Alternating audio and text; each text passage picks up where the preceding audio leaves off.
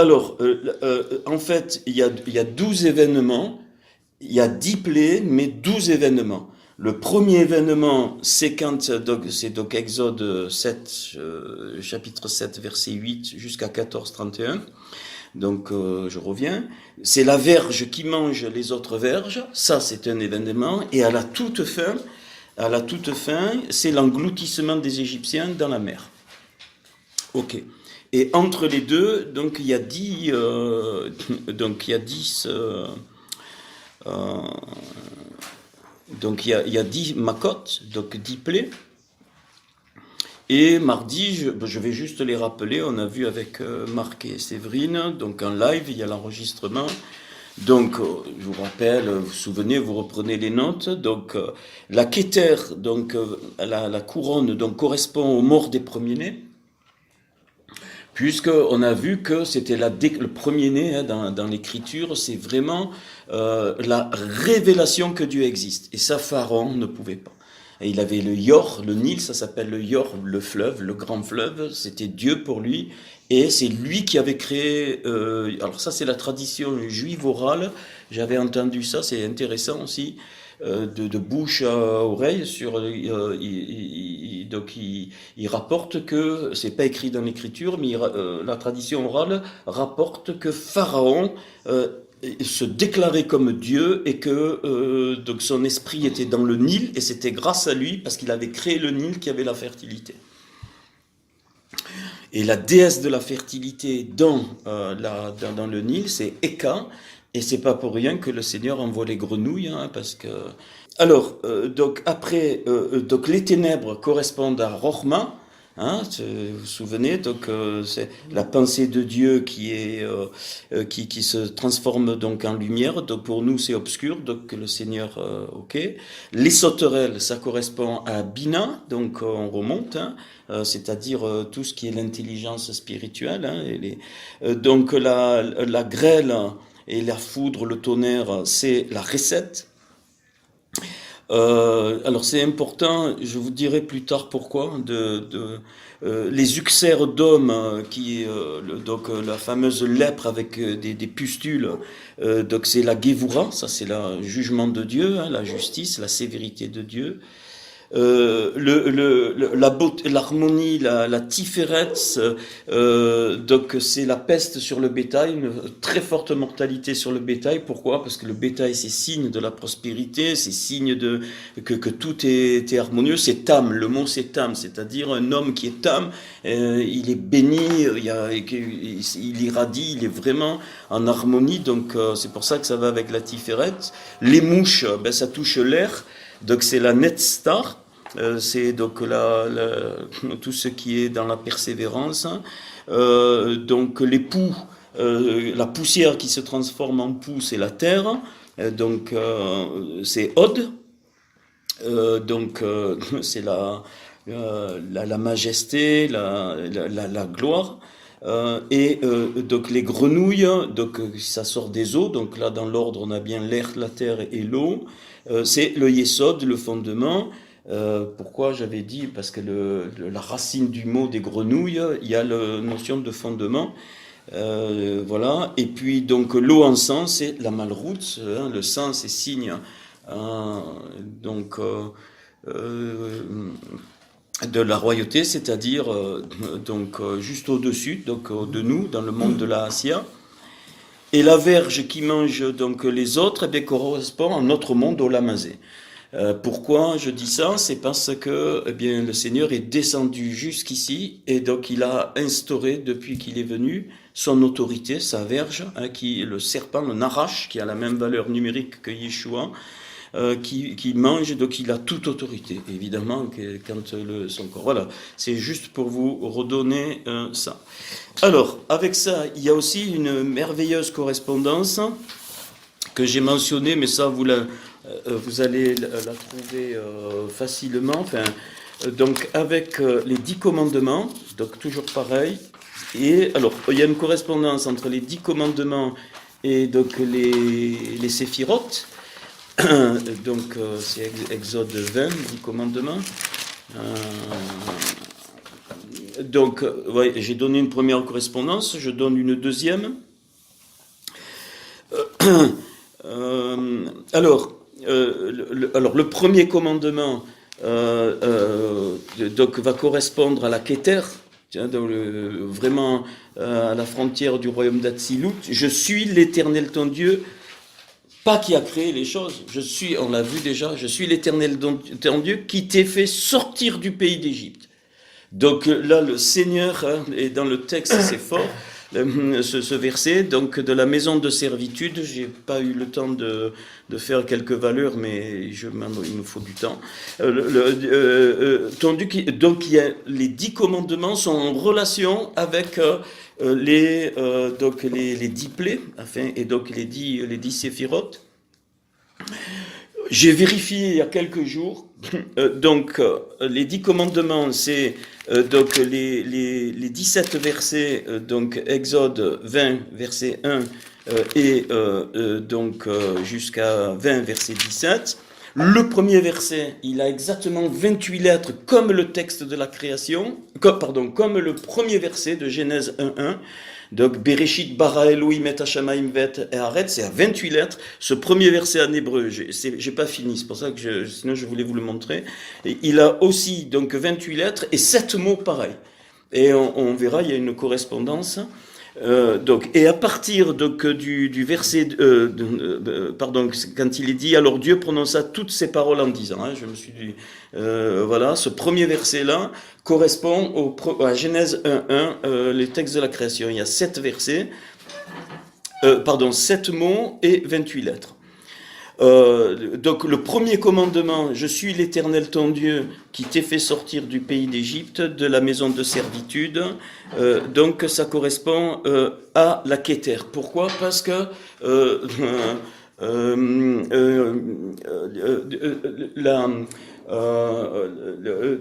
quand le Seigneur a créé, les 10 commandements sont en relation avec la création, ils sont en relation avec les 10 plaies et avec les 10 séphirotes. Eh bien, il a fait sortir toute la puissance au travers du monde d'Atsilut. Et dans le monde d'Atsilut, il y a notre Seigneur. Il y a qui s'appelle Kadmon, mais qui est alors son corps, c'est pas un corps physique. Dans Atsilut, il englobe tout. C'est ce que le Seigneur m'a montré. Et on va dire que le corps humain, il correspond, mais c'est pas ça. Il englobe toute l'humanité, absolument tout à ce moment-là. Et donc, je suis l'Éternel ton Dieu. Donc ça, c'est la déclaration de la Keter, de la couronne, là où il y a le trône de Dieu, le fameux Corsia, le mot c'est Corsia. Et si vous remarquez bien, à la fin, quand le Seigneur il ravage Pharaon, il est dit que les premiers-nés, jusqu'à son trône, assis sur le siège de son trône, c'est exactement le même mot que au niveau de la couronne du monde d'Atsilut. Le deuxième commandement, tu n'auras pas d'autre Dieu devant ma face. Ça, c'est la rochma, ça révèle la nature masculine de l'époux. Tu n'auras pas d'autre Dieu devant ma face. Donc, tu ne te feras point d'image taillée, ni de représentation quelconque des choses qui sont en haut dans les cieux, et ainsi de suite. Alors, je vais le dire maintenant, à partir de ce deuxième verset jusqu'au verset 17, ça j'ai vérifié. J'avais juste entendu à l'époque, mais j'avais jamais eu le temps. Je l'ai vérifié. Donc il y a pile, vous notez, c'est intéressant, 620 lettres. Et les 7 dernières lettres sont réservées aux Goïm, c'est-à-dire c'est les 7 lois de Noé, ce qu'on appelle les 7 lois de Noé, qui sont pour les nations. Et donc 620 moins 7, 613 misvot. Donc c'est 16 versets. Alors ces 17 versets, donc rappelez-vous, il y a 17 piliers dans le temple, et je vous ai dit qu'il y a les 17 chapitres de l'évangile de Jean, qui sont les 17 fondements du cœur de Dieu, qu'un jour j'écrirai. Il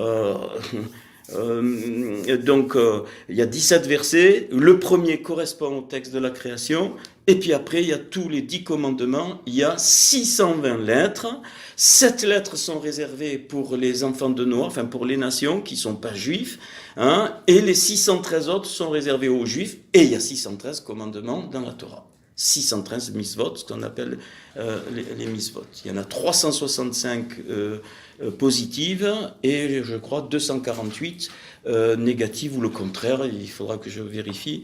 C'est-à-dire tu ne feras pas, hein, voilà, ça c'est les négatives. Voilà.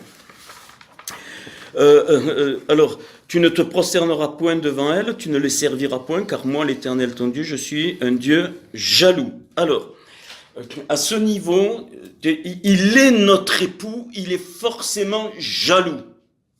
Donc, il faut, donc, vous relirez donc Ézéchiel 8 pour la suite, hein, enfin, comment on va œuvrer dans le Seigneur, mais c'est important de comprendre ça. Ézéchiel 8, verset 3. Il étendit une forme de main et me saisit par les cheveux. C'est pas le mot cheveux, c'est des tresses. Il y a écrit tresses hein, dans l'hébreu. Bon, peut-être Ézéchiel avait des tresses, on s'en fout. Donc, l'esprit m'enleva entre la terre et le ciel et me transporta dans des visions divines à Yerushalayim, à l'entrée de la porte intérieure, du côté du Tséphon, septentrion, du côté du nord, le même endroit où, quand il y avait la statue, la bouche de la liberté, qui sont passés, c'était du côté du Tséphon, symbole de richesse, mais de richesse pas de Dieu. Hein. C'est le nord, c'est toujours l'ennemi. Où était l'idole de la jalousie? Pourquoi je vous donne ça? C'est le même mot que là dans le commandement. Donc Dieu est un Dieu jaloux. Il faut comprendre que quand on nous touche quelque façon que ce soit, ou quand nous on fait quelque chose qui fait mal au Seigneur, il faut comprendre que le Seigneur réagit comme un mari qui aime profondément sa femme et qui a mal dedans. C'est pas une jalousie morbide, charnelle, non, pas ça, hein, on ne parle pas de ça. Jaloux, ça veut dire exclusif, tu es à moi, tu es la prunelle de mon œil. Cette dimension, il faut qu'on la garde en profondeur en nous pour pouvoir la communiquer, la vivre, évidemment, et la communiquer. Donc, on est la prunelle, la pupille, hein, c'est le mot, c'est la pupille, donc on est vraiment la partie la plus sensible et la plus vitale de l'œil, hein, c'est la pupille qui te fait voir, c'est les couleurs, tout, absolument. Et ça, il faut que ça s'intègre en nous. Et on sera confronté, et il faut faire attention, mais on sera confronté avec des personnes qui vont sortir de certains endroits, surtout religieux, à des choses, on va lire. Où était l'idole qui excite la jalousie de l'Éternel. Donc, l'ennemi, comme il a fait Job, il est venu, quand l'Éternel, hein, vous connaissez ce passage, ils sont venus au milieu des fils de Dieu, il est venu exciter, c'est exactement ça, c'est exactement le même mot, il vient provoquer. Et voici la gloire de Dieu, du Dieu d'Israël était là, tel que je l'avais vu en vision dans la vallée, donc c'est les fameux rayot qu'on avait vus, hein, les 4 animaux avec, et puis le veau, donc il y a les 5 ministères dedans, mais il y a autre chose aussi. Il me dit, fils de l'homme, voilà. Lève les yeux du côté du septentrion. Donc lève les yeux du côté de l'apparente richesse, du côté de l'apparente gloire, on pourrait dire. Comme ça, je levais les yeux du côté du septentrion. Et voici, cette idole de la jalousie était au septentrion de la porte de l'autel à l'entrée. Donc direct, hein, c'est une action qui se fait, j'allais dire dans le temple spirituel du Seigneur. Donc c'est une action qui peut se faire, qui va essayer de pénétrer, hein, et où des personnes même sans forcément en mauvaise intention vont essayer d'introduire quelque chose qui ne va pas. Et il me dit, fils de l'homme, vois-tu ce qu'ils font? Les grandes abominations que connaît ici les béné Israël, donc les fils d'Israël, on a mis la maison, pour que je m'éloigne de mon sanctuaire. Mais tu verras encore d'autres grandes abominations. Alors il me conduisit à l'entrée du parvis. Première profanation, il y a 3 grands types de profanation qu'on doit faire attention. Le parvis. Je regardais, voici, il y avait un trou dans le mur. Ça veut dire pourquoi la muraille est reconstruite, et ça c'est important, il faut absolument qu'il n'y ait aucun trou. Alors on ne vit pas dans la peur, non. Comme on avance, là, ça se fait tout seul, c'est dans le monde spirituel. Heureusement qu'on n'a pas Jérusalem à reconstruire avec les pierres. Je regardais, il y avait un trou dans le mur. Qu'est-ce que ça veut dire? L'ennemi ne pourra jamais passer s'il n'y a pas de trou. Forcément, il faut qu'il y ait une brèche. Et qui dit brèche, ça veut dire quelque chose qui ne va pas, qui permet une porte ouverte. Parce que Dieu est juste dans le monde spirituel. Donc s'il y a un trou dans la muraille, ça veut dire quoi? Ça veut dire que quelque chose ne va pas, quelque chose n'est pas réglé. On ne vit pas sur la peur. Quelque chose que Dieu montre qui est évident qu'il faut régler communautairement. La muraille, c'est toujours communautaire. Et il s'infiltre, il ne peut s'infiltrer que par un trou. Si la muraille, elle est normale, je parle même pas des faiblesses, c'est pas ça, hein, des peurs, je parle, hein, le trou là, c'est les 3 formes de péché qu'on a vues, hein, ok, donc le péché volontaire, le péché involontaire et le péché exprès. Je vais pas y revenir là-dessus. Donc là, les 3, donc le avon, le pécha et le rater le but. Alors même rater le but, c'est pour ça qu'il faut une sensibilité, il faut une sensibilité vraiment. Imaginons on a décidé quelque chose, on arrive même à une réunion, hein, et puis on sent pas qu'il faut que ça se passe comme ça, ben on le fait pas. Voilà, parce que ça fait, hein, c'est tout simple. Voilà, on est entre nous, on peut être comme des enfants. Et, donc je perçais la muraille. Voici, il y avait une porte, comme par hasard, et il me dit entre et regarde. Voilà, ok, j'entrais, je regardais, voici, il y avait toutes sortes de reptiles, de bêtes abominables, et toutes les idoles de la Beit Israël, cette fois de la maison d'Israël, peintes sur la muraille tout autour, et 70 hommes des anciens de la maison d'Israël, au milieu desquels étaient Jaasania, Scaphin, ainsi de suite, se tenaient devant, chacun l'encensoir à la main, et il s'élevait une épaisse nuée d'encens. Ça, c'est typique des œuvres des anciens, c'est 70 hommes des anciens, des attiques, le mot c'est attique, c'est comme l'ancien des jours, qui veulent absolument faire pour Dieu. Ça, il faut dégager ça. Il faut qu'on enseigne à dégager ça. Ce qu'on va faire, ça ne sera que ce qu'on aura vu notre Père faire et nous demander de faire. Donc, encensé, c'est-à-dire, si vous regardez bien ces œuvres mortes, eh bien, elles reçoivent de l'encens. Allez, on prie, la prière de l'encens. L'encens, ça représente la prière, le parfum. Ah, nous on fait ça, c'est l'encens, on dégage, on fait sentir aux gens. Non, même le Seigneur, qu'est-ce qu'il a dit? Il a dit, va te cacher, même quand tu jeûnes, cache-toi, lave ton visage, afin que personne ne voit. Ok. Et cette dimension, moi, je l'ai jamais vue. Hein, on l'a vue et ça, c'est important. Alors, c'est pas forcément pour nous, mais pour enseigner plus tard. Donc, ça, on souille le parvis. Dans ce niveau, on souille le parvis, on est dans la première dimension du temple. Il me dit, fils de l'homme, vois-tu ce qu'ils font dans les ténèbres? Les anciens de la maison d'Israël, nous on croit que c'est des péchés. Non, c'est tous les idoles de la maison d'Israël, et souvent, on les transporte dans le cœur. C'est pour ça que c'est important de ne pas être comme ça sur quelque chose. Jamais. Comme ça. Jamais. Je sais pas si, est-ce que vous connaissez l'image du singe? Non. Oui, quand il prend voilà. Ah, tu le connaissais là? D'accord. Ouais. J'avais entendu parler. Ouais, c'est une belle image, je trouve. Hein, il y a des cacahuètes dans un tronc troué. Il fourre la main, il prend les cacahuètes, il tire, il est bloqué. Et il veut pas lâcher les cacahuètes. Donc, on doit apprendre à lâcher. Nous, on l'a appris largement. Hein, et s'il y en a besoin encore, lâcher. C'est-à-dire, rien ne nous appartient, tu lâches pour être libéré. Donc, l'Éternel parce qu'ils disent, l'Éternel a abandonné le pays. Voilà, Dieu sous une forme. Deuxième niveau de profanation, il me conduisit à l'entrée de la porte de la maison, cette fois de la maison de l'Éternel. Alors on était au parvis, maintenant on est dans le lieu saint, toujours du côté du septentrion, et il y avait là des femmes assises qui pleuraient Tammuz. Et ça, il va falloir extraire ça de nous. Pleurer Tammuz, c'est pleurnicher sur soi. Je vous le dis pas pour vous, vous n'êtes pas du genre, ça peut nous arriver. Ça peut m'arriver, ça peut vous arriver, mais surtout par rapport à... On ne peut pas, à un moment donné, c'est pas une dureté, on peut pas rentrer dans le lieu saint et pleurnicher. Les femmes qui pleurent Tammuz, c'est ça. C'est-à-dire, voilà, j'ai pas eu mon gâteau, j'ai pas eu ma bénédiction, j'ai pas eu mon truc. Non, à un moment donné, dans l'action, on va le vivre, hein, on s'appartient plus, hein, on ne peut plus s'appartenir. Et moi, c'est surtout, je vous donne ça pour pouvoir le donner. Hein, parce que tout ça vient parce que il est notre époux.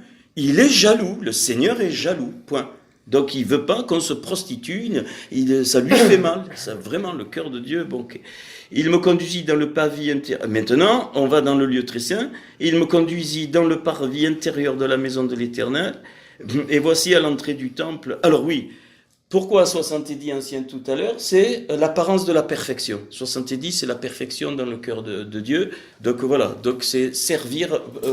Ok. Et puis maintenant, dans le lieu très saint, il y avait 25 hommes tournant le dos au temple.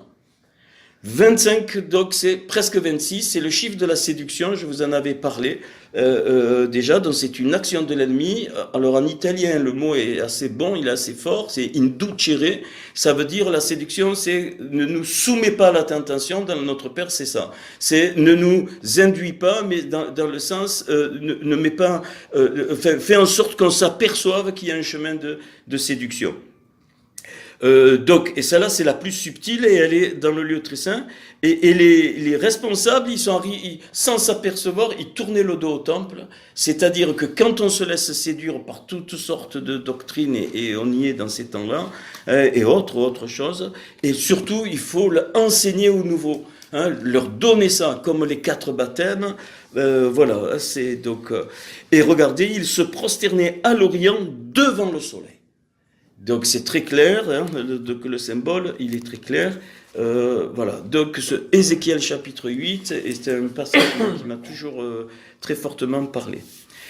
Donc, après, on est donc au niveau de la Bina. Tu ne prendras point le nom de l'Éternel ton Dieu en vain. Pourquoi ? Parce que comme l'église de Philadelphie, qui est mariée, elle change de nom. C'est pas pour rien que depuis de tout temps, l'épouse changeait de nom et qu'aujourd'hui, on revient en disant, moi je garde mon nom de jeune fille, je m'appelle machin. Ok, c'est pas un souci. Hein, on est libre. Mais en profondeur spirituellement, ça veut dire que j'appartiens à mon époux, donc je change de nom. Donc je prends pas le nom de l'Éternel en vain. Alors, il y a des milliards de façons de prendre le nom du Seigneur en vain. C'est pas forcément dire quelque chose contre le Seigneur. Hein. Il y a des milliards de choses par un acte, voilà. Tu ne prendras point le nom de l'Éternel, ton Dieu, en vain. Pourquoi ? Parce qu'on est associé à la Rorma. La Bina est associée à la Rorma. Elle est féminine. Elle change de nom. C'est obligé. C'est l'épouse. C'est l'épouse, donc elle peut pas prendre le nom de son mari en vain parce qu'elle porte ce nom. Elle porte sa nature, elle porte l'identité de Christ.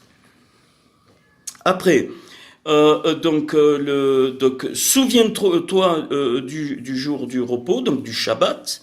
Donc c'est le Shalom, c'est plénitude. Le Shabbat, il est fait pour les Juifs, il était fait pour qu'on sache que la Shérina de Dieu est là, donc je suis plein. Hein, c'est la plénitude. Alors bien sûr, on ne va pas faire le Shabbat, mais si un jour Dieu le Seigneur nous le demande, on fait le Shabbat. Mais bon, souviens-toi, pour le sanctifier, c'est-à-dire le mettre à part. Donc ça, c'est important. C'est la recette, hein, c'est cette bonté, cette générosité. Tu travailleras 6 jours et tu feras tout ton ouvrage, mais le 7e jour est le jour de repos de l'Éternel, donc le Shabbat de Dieu. Tu ne feras aucun ouvrage, ni toi ni ton fils, ainsi de suite, car en 6 jours, voilà, l'Éternel a fait les cieux, la terre et la mer. Donc, en fait, les 7 jours de la création, qui ne sont pas des jours, hein, correspondent donc donc le Shabbat correspond au 7e, c'est-à-dire quand Dieu s'est reposé. Voilà. Alors après, on est au niveau de, alors ici parfait. Donc c'est la recette, c'est le côté, donc dans ce sens-là, c'est le côté mère. Hein, c'est pour ça que c'est la femme chez les Juifs qui ouvre le Shabbat. C'est la lumière du foyer, paf. Chez les Juifs, il n'y a pas de, moi j'ai pas trouvé, vous n'avez pas d'oppression comme on a connu dans notre monde, ça n'existe pas. Ils ont un équilibre, en tout cas certains, ils ont un équilibre. Voilà, donc c'est lié au côté dogmère. Donc là, on est dans la Gévoura, honore ton père et ta mère, c'est-à-dire c'est la justice. Hein.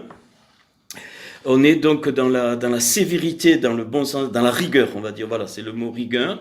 Afin que tes jours se prolongent dans le pays que l'Éternel, ton Dieu, te donne. Donc vous voyez, on a fait époux, épouse, père, mère. Donc on saute, on passe à la septième, à la Netzstar. Tu ne commettras point d'adultère. Donc alors au-delà du texte, la Netzstar, c'est tout ce qui persévère. On persévère par la foi. Ça rejoint l'éternité. Donc tu restes fidèle. La Emouna, au sens où on l'a dit, c'est pour ça que ça correspond. Tu ne commettras point d'adultère. La huitième, tu ne déroberas point. Alors c'est le Hod, c'est la majesté, tu ne voleras point quoi? Tu ne voleras pas la parole, tu ne la falsifieras pas, tu ne la voleras pas. Et c'est ce qui s'est passé pendant des siècles. Elle a été volée, la parole du Seigneur, la Torah, et c'est pour ça que le Seigneur la redonne. Donc Netzstar et Hod, eh bien vous avez quoi? Eh bien vous avez fidèle et véritable. Quand le Seigneur va revenir sur ses cuisses, il est écrit fidèle et véritable. Ça correspond à la Netzstar et à la Hod. Et ça correspond à ces deux commandements. Tu ne commettras point d'adultère, tu ne déroberas point. Alors bien sûr, il y a le voler, mais il y a aussi la parole. On peut voler de plusieurs façons. C'est ok. Le neuvième, tu ne porteras point de faux témoignages. Alors ça correspond au Yesod, donc au fondement. C'est-à-dire que la parole de Dieu en toi, elle est vraie, elle est un vrai témoignage, c'est-à-dire c'est le mot martyr. Dans la Bible, le mot témoignage même, je me souviens plus, en grec c'est martyr, en hébreu je m'en souviens plus, faudrait que je regarde, ça veut dire témoigner, ça veut dire accepter d'être un martyr. C'est ça que ça veut dire. Donc ça rejoint que Christ est le fondement. En lui, tac, je retrouve le fondement.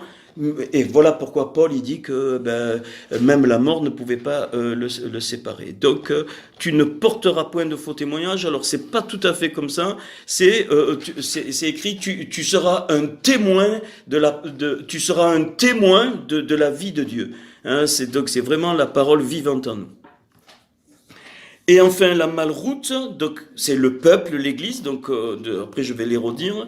La malroute, tu ne convoiteras point la maison de ton prochain, la femme de ton prochain, ni son serviteur, ni sa servante. C'est vraiment la vie communautaire. Tu ne convoiteras point, c'est le principe de la malroute, de la royauté que Dieu a voulu pour ces sujets. Donc c'est le peuple de Dieu, Israël ou l'Église, c'est l'Église. Donc je reprends d'en haut, épouse, père, mère, fidélité, vérité, et Christ et son corps. Et au centre, la Tiferet, tu ne tueras point, c'est la date au sens vécu, c'est-à-dire la connaissance, l'union parfaite avec le cœur de Dieu, c'est la Tiferet, tu ne tueras point. Et, dans plusieurs prophètes, il est dit que Jérémie dit m'ont tué par la langue. C'est la langue tue.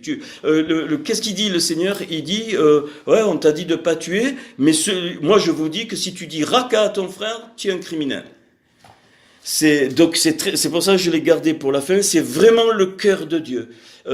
Et notre parole aussi, ça va plus loin, on descend un petit peu, là on est en profondeur, on descend un petit peu, on doit apprendre à ne pas donner des paroles vaines dans le sens de l'engagement. Ça, il faudra l'enseigner aussi, c'est pas pour nous. C'est-à-dire, si on dit, voilà, on le fait. Donc ça fait partie de ça.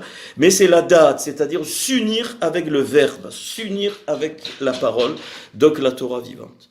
Donc voilà la correspondance que je trouve moi belle et qui m'a voilà, ça m'est venu entre les 10 séphirotes et donc les 10 commandements. Donc voilà, donc la Keter, c'est je suis l'Éternel ton Dieu. Voilà pour ça. Donc ça va beaucoup nous aider pour la suite. Bien sûr, vous comprenez qu'à chaque point, il y a mais ça c'est comme ça. Exode chapitre 8. Donc, alors c'est la deuxième plaie donc des grenouilles.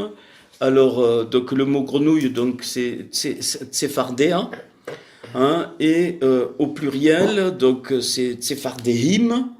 Et alors ça c'est magnifique. On peut en coupant les mots d'une autre façon, alors il y a le côté, le mauvais fondement, le tsor qui est dedans, mais aussi on pourrait le traduire par essor des connaissances. La grenouille est le symbole d'une évolution. La grenouille est le symbole d'un changement. Hein, et elle symbolise, elle symbolisait chez les Égyptiens la connaissance cachée. Et là, ça peut nous parler. Qu'est-ce qu'il alors bien sûr elle sort de l'eau, donc l'eau ici peut représenter, enfin représente pour moi l'inconscient, c'est-à-dire ce qui est en moi caché, cette eau, hein, donc cette plaie des grenouilles me parle que je ne peux pas rester extérieur, que je suis obligé d'aller en profondeur à l'intérieur avec le Seigneur. Et en fait, donc les grenouilles, ça croance, hein, c'est pas très agréable, et donc signe d'impureté. Ça veut dire quoi? Ce que Dieu était en train de juger, c'est que Pharaon ne voulait absolument pas que les choses intérieures soient révélées. Donc il voulait à tout prix conserver l'extérieur. Donc Apocalypse 16, voilà, Apocalypse 16, donc je vis sortir de là, on en a parlé déjà, verset 13, c'est donc le sixième fléau. D'ailleurs, quand vous remontez donc vous remontez les plaies et vous allez le cinquième, le quatrième fléau correspondent. Enfin, alors ça, je donne ça parce que bon, ça m'est venu d'abord et ça a été très fort. Alors, je vis sortir de la gueule du dragon, de la gueule de la bête et de la bouche du faux prophète 3 esprits impurs semblables à des grenouilles. Car ce sont des esprits de démons. C'est pas des esprits, c'est des esprits de démons. D'accord? Donc, ce qu'il faut comprendre, c'est que ici, on est donc au niveau du fondement. Hein, c'est aussi donc le fondement. Donc, on est au niveau du Yesod. C'est-à-dire qu'au niveau du Yesod, il y a des esprits de démons qui s'activent constamment pour falsifier les choses de Dieu. Et ça va très vite. Alors, une dimension un peu plus haute, qui font des prodiges et qui vont vers les rois de toute la terre afin de les rassembler pour le combat du grand jour du Dieu Tout-Puissant.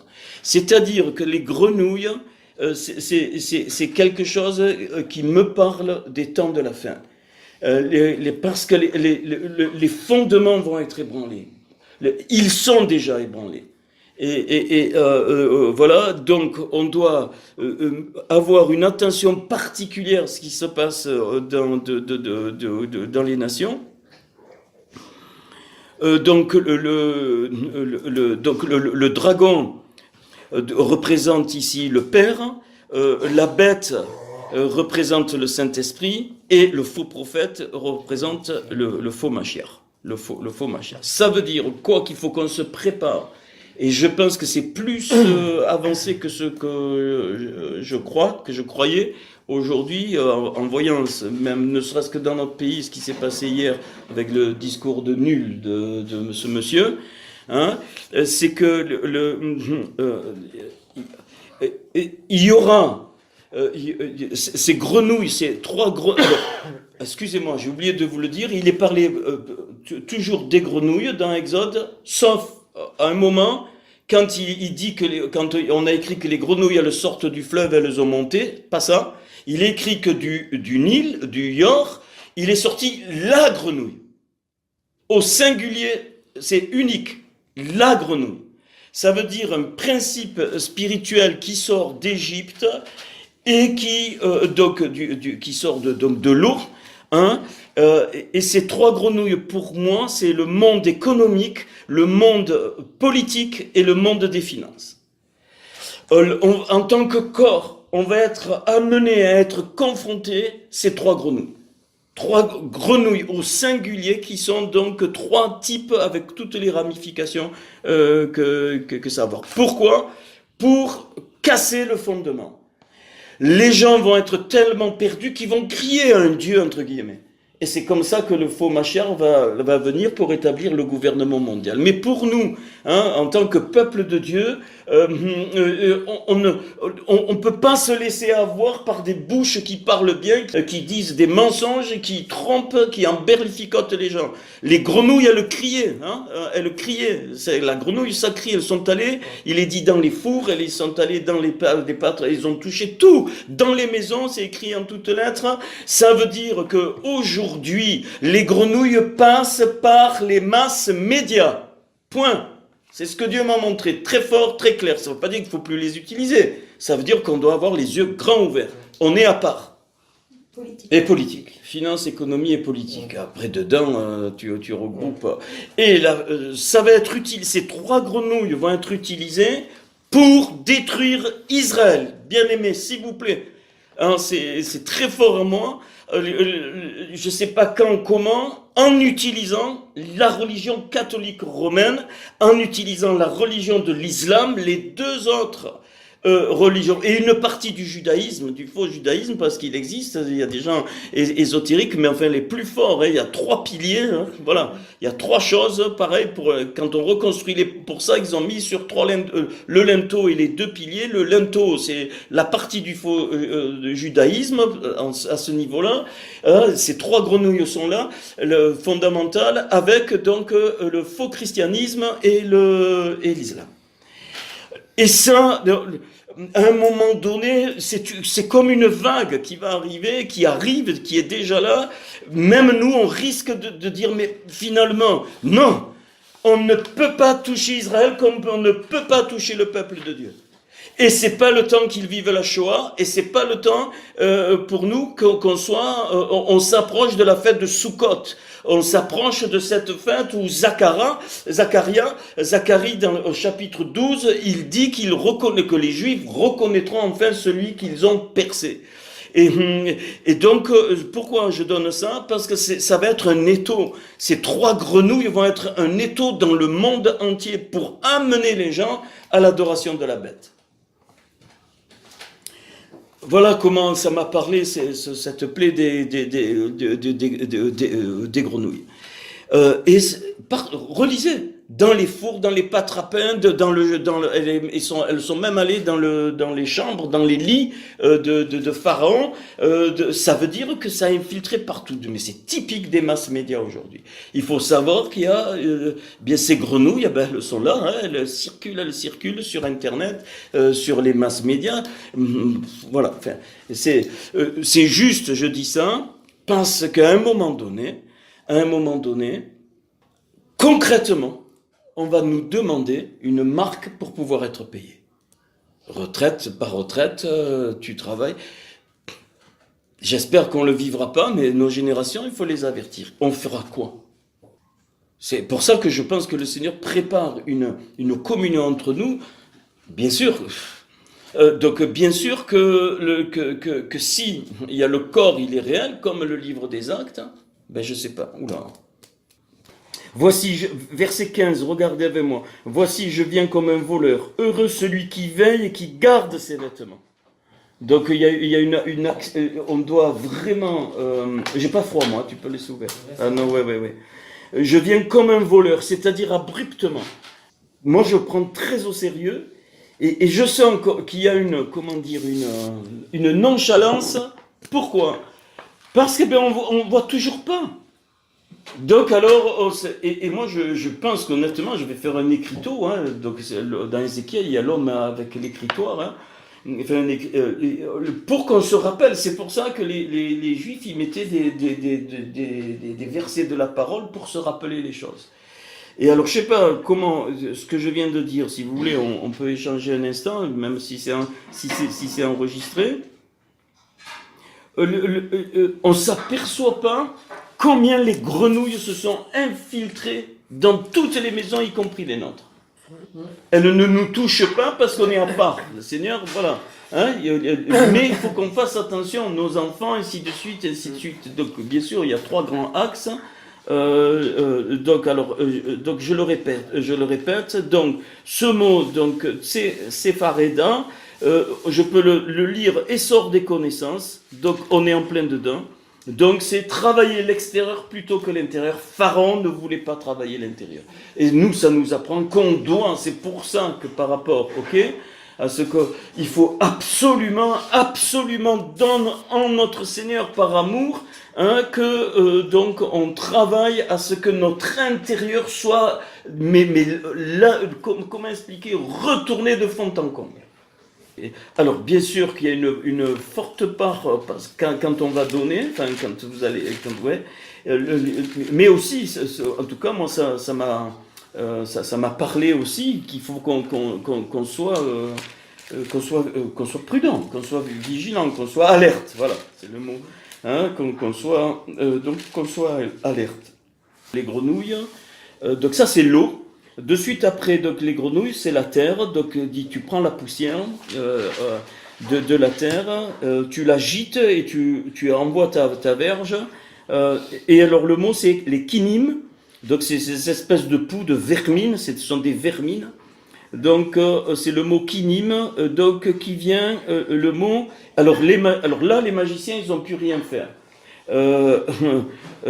parce que donc là on est monté d'un cran, on est au niveau de la Ode, donc de la majesté, donc donc c'est le doigt de Dieu. Donc là c'est fini. C'est-à-dire que dans le monde spirituel, les magiciens n'ont pu rien faire. La racine du mot kinim, c'est ken, qui veut dire en hébreu, c'est le oui, yes, le oui, ok, ou c'est aussi le mot kano, c'est pareil, honoré. Et ici, donc, alors, deuxième point à travailler, donc, c'est plus les eaux, donc les nations, c'est la terre, notre terre à nous. Nous affirmons. Et ça m'est venu comme ça, et nous honorons, donc nous affirmons, kenim, nous affirmons et nous honorons sans cesse notre ego, et cet ego, il devient une vermine qui nous tourmente. Et cette plaie veut que le Seigneur, il veut qu'on se réveille pour honorer Dieu, pour l'honorer lui seul. Alors je sais qu'on a fait des plaies, mais c'est des compléments, enfin voilà. Et l'ego là, il est très fort. Parce qu'on est né dans un monde qui est égoïste, qui nous enseigne l'égoïsme. Alors, bien sûr, on le sait, mais je crois que ces 3 points, enfin il y en a 2 pour le moment, il faut absolument être très vigilant. Moi, et rien que moi, et moi. Pharaon, c'était moi, ainsi de suite. Alors, on peut dire, ben non, ça me concerne. Il peut y avoir des choses subtiles. Et souvent, il y a les peccadilles, des souffrances qui sont pas de réelles souffrances, qui viennent de l'ego, qui viennent de cette néphèche qui veut ramener les choses qui sont pour Dieu à lui. Non, si je comprends que j'honore Dieu, eh bien les poux ne vont pas me toucher. Et vraiment, quand l'ego sort, ça tourmente. Donc voilà. Alors les mouches, les 3 qui me sont, où j'ai senti qu'il fallait en parler, bon mais on peut aussi continuer après. Donc les mouches là, c'est le mot donc arov, c'est un essaim de mouche, là c'est l'air. Et donc Erev veut dire donc le même truc, veut dire au soir, donc c'est le jugement de Dieu. Alors là, le Seigneur doit absolument, cette notion, elle est très forte en moi, mais il faut qu'elle s'intègre en nous, en chacun de nous. Il veut, pour qu'on vive sa présence, j'allais dire que la teshuva, elle doit être constante. Et donc la vraie teshuva, ben on le sait, ça veut dire que, eh bien, plus je grandis, plus je m'aperçois que, eh bien, je dois aller encore plus proche du Seigneur. Donc accepter son jugement, donc c'est les mouches. Accepter son jugement pour pouvoir être recréé, sinon je ne vais pas pouvoir donc avancer. Bon, ça, ces 3 lames dans Exode 8 me sont venues très très fortes, donc j'ai senti qu'on devait les rappeler, donc je le fais. Et je vais finir en juste mentionnant les autres et en donnant quelques éléments. Donc la plaie 5, c'est la peste sur le bétail avec la mortalité. C'est le mot déver. Déver, c'est exactement les mêmes lettres que la parole d'avar.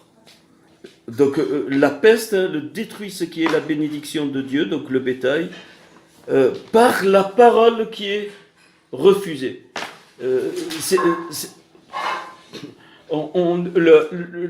Tout ce qui va revenir, rappelez-vous dans Apocalypse, à l'avant-dernière église qui est donc l'église de Philadelphie de l'amour, pense que tu as gardé ma parole, je te garderai à l'heure de la tentation. Donc la mortalité sur le bétail, ce dévers, vient de la parole. Et on doit se détacher que Dieu agisse, que Dieu n'agisse pas, qu'il guérisse, qu'il ne guérisse pas, on doit se détacher de ça pour vraiment garder la parole, sinon on ne pourra pas tenir dans les temps qu'on vit. On ne pourra pas tenir. Donc ça, c'est la peste sur le bétail. La plaie 6 succède sur les hommes et sur les animaux, donc une espèce de cancer de la peau. C'est le chérine. Chérine, c'est une lèpre avec des pustules. Et dans ce mot-là, il y a l'idée de l'orgueil qui enfle et qui donne des pustules. C'est d'où l'expression enflée d'orgueil, elle vient de là, parce qu'en hébreu on dit enflée d'orgueil aussi, elle vient de là, ça vient de cette plaie. Donc par orgueil, c'est le refus d'entendre la vérité. La plaie 7, je donne juste quelques éléments. Donc la grêle, alors la grêle, ça a les mêmes lettres que parole, vous allez comprendre, mais il y en a deux qui sont inversés, ça s'appelle barad, le bet, le resh et le dalet, c'est les mêmes lettres que parole, mais c'est à l'envers. C'est la non mise en pratique de l'écriture, on l'a déjà vu, mais il faut que ça rentre, ça. Et donc le barad, mais alors le dalet, eh bien, il a changé de place, donc la porte du cœur, elle est changée de place. Et Pharaon a persisté dans la parole démagogique. Quand je ne mets pas la parole en pratique, je deviens démagogue. Même par rapport à la parole de Dieu. Les religieux sont des grands démagogues, des grands menteurs. Voilà, donc... et pourquoi, c'est merveilleux, pourquoi il le lit avec le mot tonnerre, il y a écrit le tonnerre et le feu. Bon, le feu, ta parole est comme un feu. Donc là, il y a des mauvais feux. Le mot tonnerre, c'est kolote. Les tonnerres, c'est kolote, c'est le même racine que krol, la voix. Kolote, c'est les voix. Donc c'est-à-dire que quand Dieu parle, je dois voir la voix, pour pas que et donc la grêle, en fait, c'est toutes les paroles inutiles. Pas les paroles vaines, bien sûr ça en fait partie, mais surtout les paroles religieuses inutiles. Si tu ne vis pas la parole, voilà, c'est surtout ça. La grêle, c'est la parole inutile, et donc on doit retourner au kolot, c'est-à-dire au tonnerre de Dieu. C'est-à-dire que quand Dieu parle, eh bien, c'est pas de la grêle, hein, c'est vraiment un jaillissement de lumière, et évidemment un bruit assourdissant. Les sauterelles, la plaie 8, c'est pareil, alors là, c'est l'autre plaie où c'est la Aharev, la sauterelle. Donc c'est une dimension. Alors on est à la bina là, hein, on est au niveau de la bina, la sauterelle. C'est la Aharev et la racine du mot c'est rav, qui veut dire augmentation. Voilà. Et là c'est la ruse par les pensées. Faire très attention sur toutes les pensées de mensonges, les pensées que l'ennemi envoie, parce qu'il en envoie. Et évidemment, la sauterelle, elle cache le soleil et plonge les hommes dans l'illusion. Hein, les sauterelles, au niveau de la bina, l'âme commence à être détruite. Donc c'est important de le savoir.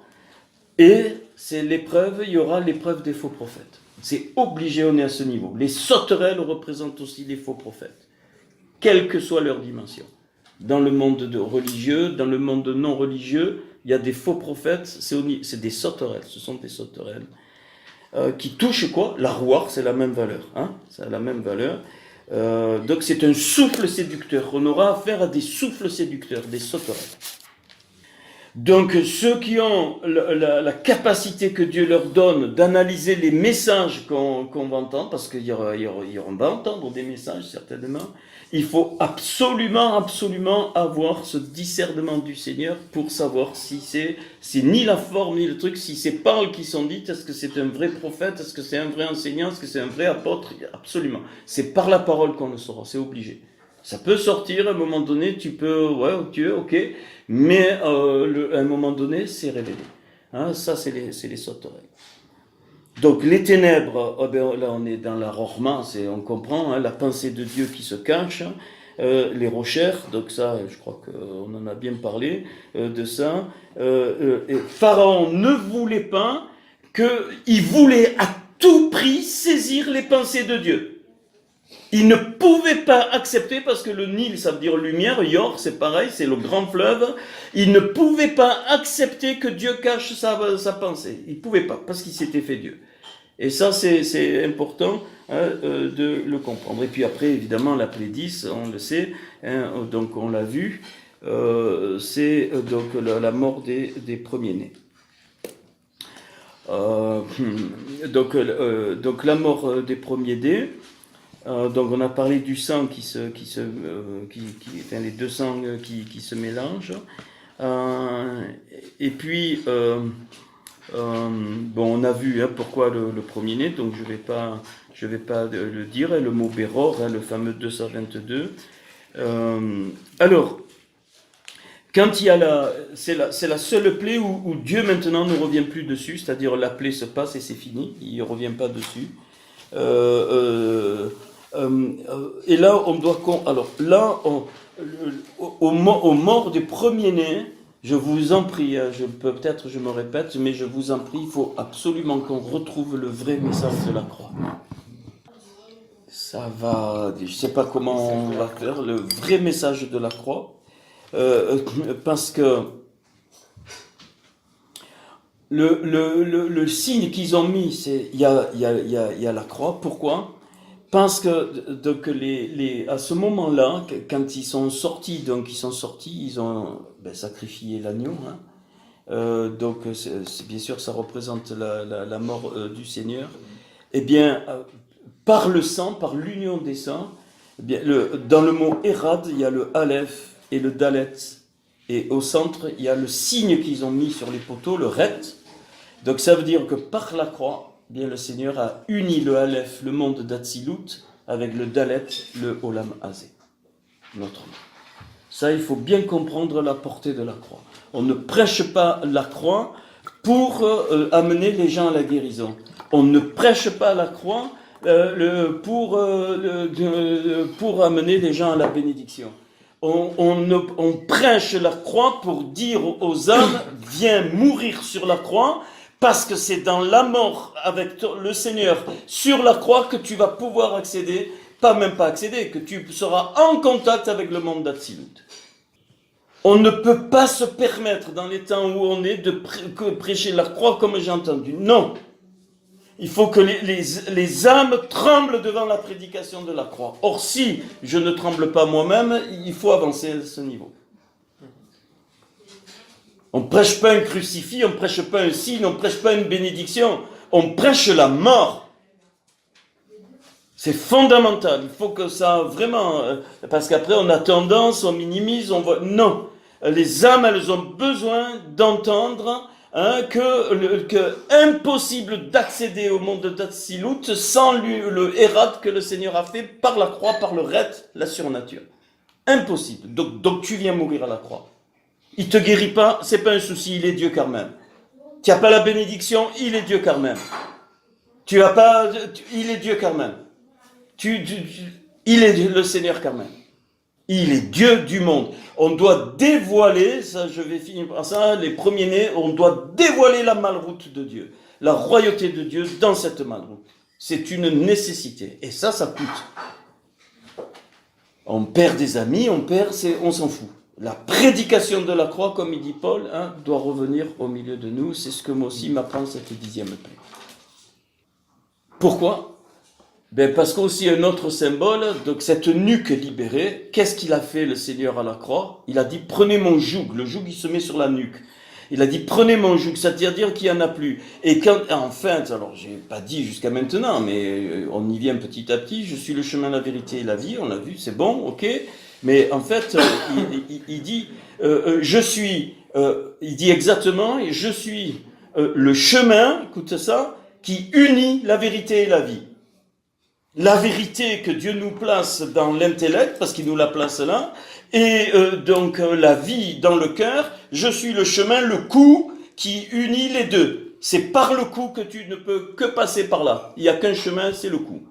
Ça ne peut être que ça. C'est ça qu'il est en train de dire et c'est ça qu'il faudra prêcher au niveau, au niveau de la croix. Et quand il dit prenez mon joug, quand il est doux et léger, eh bien c'est dans ce sens-là qu'il dit. C'est-à-dire que la nuque, elle est libérée, on est libéré de Pharaon et ça, on ne peut pas le garder pour nous. Il faut absolument que les âmes qui vont rentrer dans son royaume rentrent avec une vraie teshuva, qui tremble devant Dieu.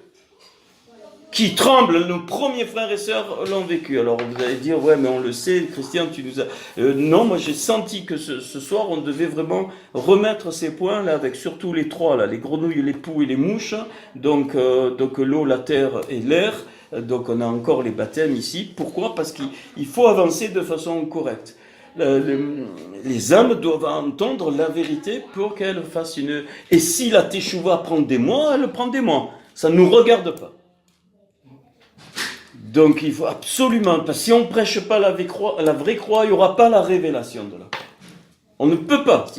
Si on prêche un message édulcoré, un message qui n'est pas le vrai évangile, on aura les fruits de ce qu'on aura prêché. Alors voilà, ce soir, alors après, bon, j'ai garde pour dimanche, bon, on va voir, allez, ça va être dimanche, je sais pas comment ça va. Alors juste, je vais finir par ça. Donc, le pharaon des temps modernes, merci. Pharaon des temps modernes, on l'a vu, médias politiques, qui donnent des discours stériles, et abétissants. Et alors... Et ce pharaon qui faisait faire des briques, eh bien, me renvoie bien sûr à Babel. Et le Seigneur veut qu'on redevienne des pierres, des heaven, c'est très important. Heaven, des pierres, par leur vie, la pierre vivante, par sa vie. Aleph, Bet, Nun, elle révèle le Père et le Fils. Parce que Aleph, Bet, ça fait Av, Père, et Bet, Nun, ça fait le Fils, par la croix. Et si on prend des briques, comme à Babel, comme Pharaon voulait, la révélation du Père et du Fils, elle est occultée par deux lettres, le Lamed et le E, qui donnent la Béna, donc les briques. La Béna. Et le mot qui occulte, c'est une négation. C'est-à-dire, le Lamed et le E placé, donc les âmes n'entendent plus la révélation du Père et du Fils, il est caché, les deux lettres sont cachées. Par quoi? Par l'illusion, par la tromperie, par des discours, quels qu'ils soient, qu'on va le bien-être et machin, à tous les niveaux, religieux, spirituel, tout ce que tu veux. Et on ne peut pas. On ne peut pas redevenir des briques, on ne peut pas redevenir des labénas, hein, on doit être des even. Even, le mot even, quand tu dis en hébreu, il entend père-fils derrière, c'est direct. Les bénins, non. Et c'est pour ça que Laban est un type de ça, du religieux destructeur qui... voilà. Et au travers de ça, encore, c'est plus grave que ce que je croyais. En fait, il y a quasiment toutes les églises aujourd'hui ou dans les milieux religieux, c'est l'ennemi qui agit.